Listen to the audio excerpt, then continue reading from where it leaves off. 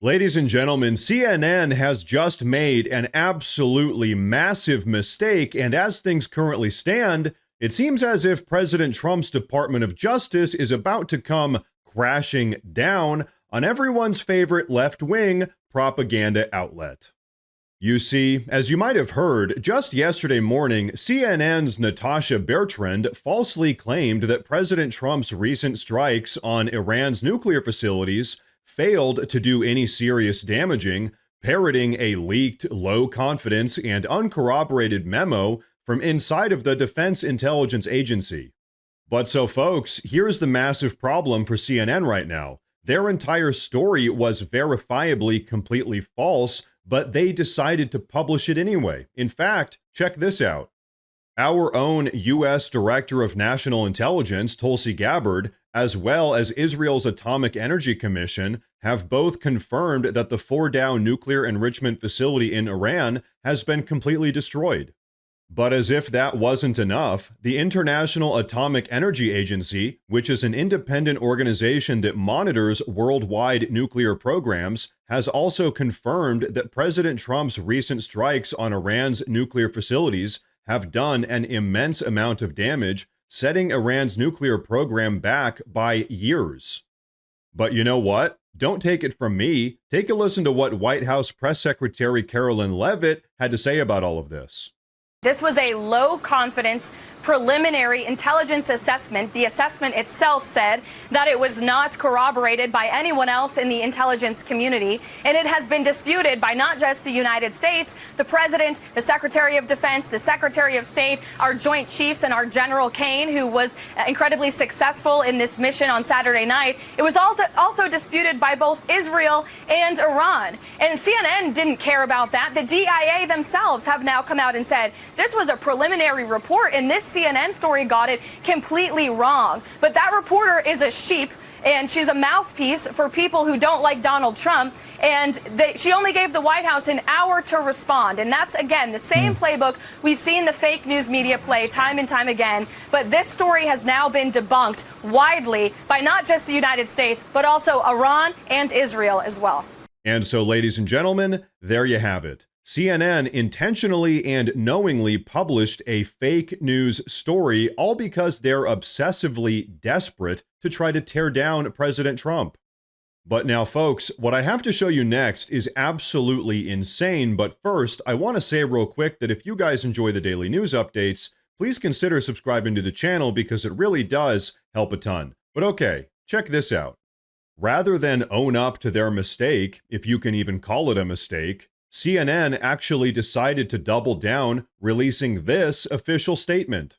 We 100% stand behind Natasha Bertrand's journalism and specifically her and her colleagues' reporting of the early intelligence assessment of the U.S. attack on Iran's nuclear facilities.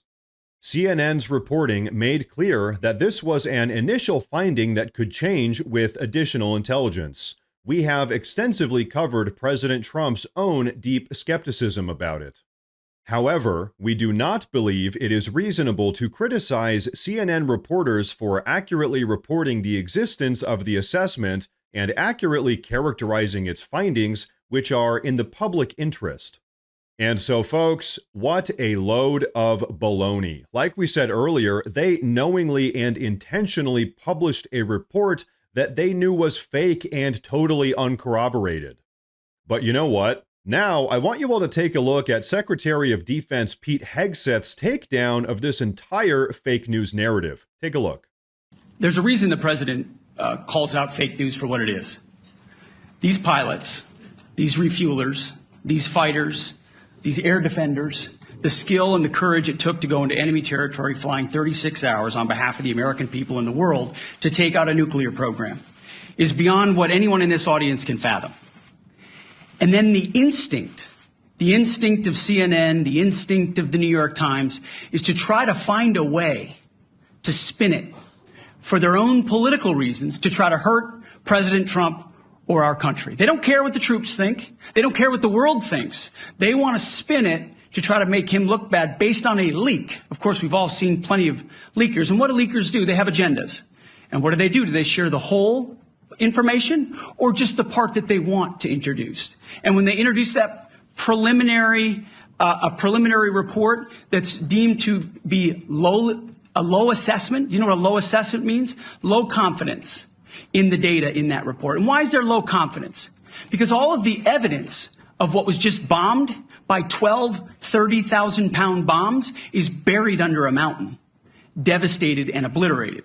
So if you want to make an assessment of what happened at Fordo, you better get a big shovel and go really deep, because Iran's nuclear program is obliterated. And somebody somewhere is trying to leak something to say, oh, with low confidence, we think maybe it's moderate. Those that dropped the bombs precisely in the right place know exactly what happened when that exploded. And you know who else knows? Iran. That's why they came to the table right away, because their nuclear capabilities have been set back beyond what they thought were possible because of the courage of a commander-in-chief who led our troops, despite what the fake news wants to say.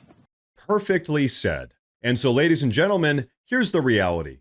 The mainstream media legacy news outlets like CNN and the New York Times are actually undermining U.S. national security by publishing all of these unconfirmed stories from anonymous sources, which just further proves their desperation to discredit all of President Trump's success.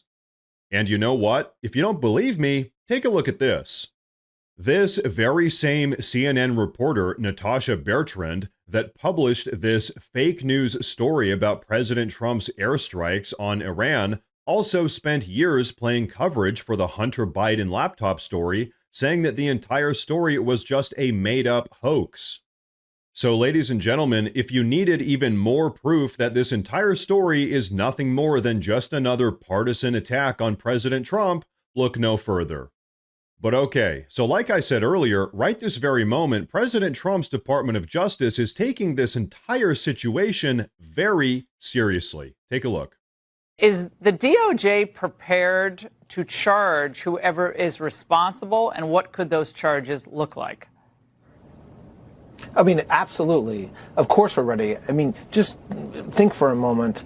During the last administration, the Attorney General issued a memorandum that didn't allow the Department of Justice to investigate leakers without some insane level of high level of finding that you would have to do first. We reversed that. The Attorney General Bondi reversed that over a month ago. And it's precisely for this kind of conduct, where you have some deep state intelligence personnel, not based on the facts, not based on the truth, but based on something that they want an agenda that they have to thwart President Trump. They issue something like this and then leak it to CNN and the New York Times, where the New York Times article has 5 reporters on the case, and that's to mask how they got that information. So we are now going to investigate that completely and fully. The leaks are not done to give under the First Amendment. They're not done to give the American people some sort of insight that has been hidden from them. They're done to damage President Trump. They're done to damage our military, the men that did the mission on Saturday. That's the reason why this happened, not because of the truth. And so you better believe, and the American people better know for sure, that this is exactly the type of conduct that we will investigate fully. And so, folks, there you have it. Right now, the DOJ is taking this situation very seriously, and they're going to be investigating everyone that was involved. As you all know, President Trump has been dealing with leakers for months now who have been desperately trying to sabotage his America First agenda. So you know what? Thank God that these people are finally starting to be held accountable, because between you and me, that is what it's going to take to finally make this country great again. Now, ladies and gentlemen, before we wrap up, I do want to say real quick that we officially have a Morse News Twitter page as well as a Morse News Facebook page. So if you use either of those platforms, please go down below and drop a follow in order to get breaking news updates that relate to everything we talk about here in the YouTube videos. But everyone, that is going to be a wrap for today's video, so please go down below and drop a comment. Let me know what you think about all of this. Please like the video while you're down there, and like I said earlier, please consider subscribing to the channel because it really does help a ton. Thank you all very much for tuning in today, and of course, as always, stay safe.